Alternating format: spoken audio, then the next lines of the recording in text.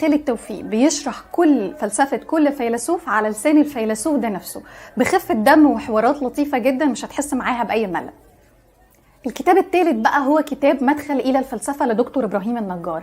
الكتاب ده شبه كتاب أقدم لك الفلسفة شوية، لأنه بيتكلم عن تاريخ الفلسفة الطويل، الفلسفة القديمة والفلسفة المسيحية في العصور الوسطى والفلسفة الغربية الحديثة. لكن بيميزه عن الكتاب أقدم لك الفلسفة إنه بيناقش الفلسفة الإسلامية، أهم الفلاسفة المسلمين وأهم المشكلات الفلسفية اللي واجهت الفلسفة وقتها، زي معضلة الشر، حرية الإرادة، الإنسان مسير ولا مخير، وكل الحاجات دي.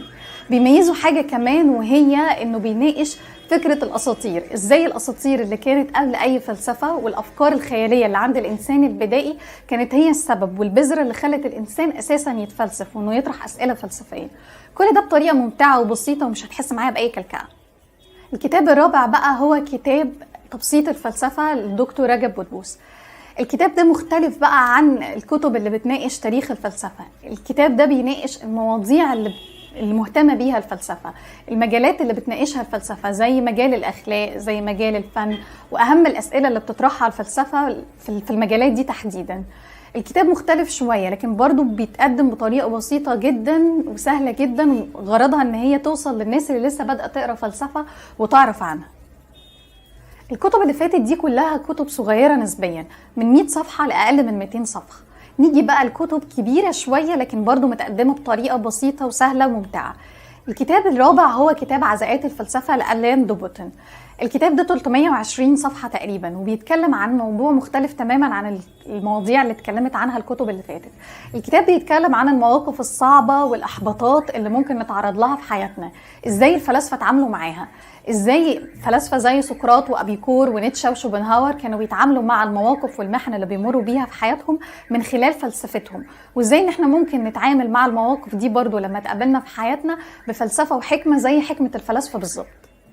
الكتاب الخامس بقى والأخير هو برضو كتاب من 300 صفحة، وهو كتاب جنون الفلاسفة.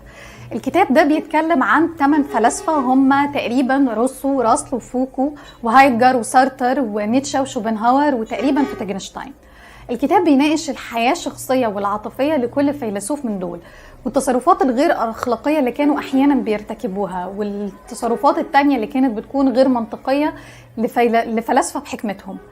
الكتاب ده بيبقى عايز يوصل فكرة انه ازاي عقول حكيمة وانتجت افكار حكيمة جدا زي الفلاسفة ممكن يكونوا على المستوى الاجتماعي والشخصي ساذجين شوية.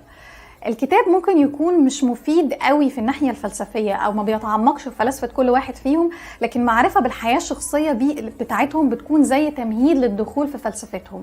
بعد كده لما تيجي تقرأ في الفلسفة بتاعتهم هتحس ان انت عندك خلفية عن الفيلسوف ده، عاش امتى، ايه كانت افكاره، وايه شكل الحياة اللي كان عايش فيها.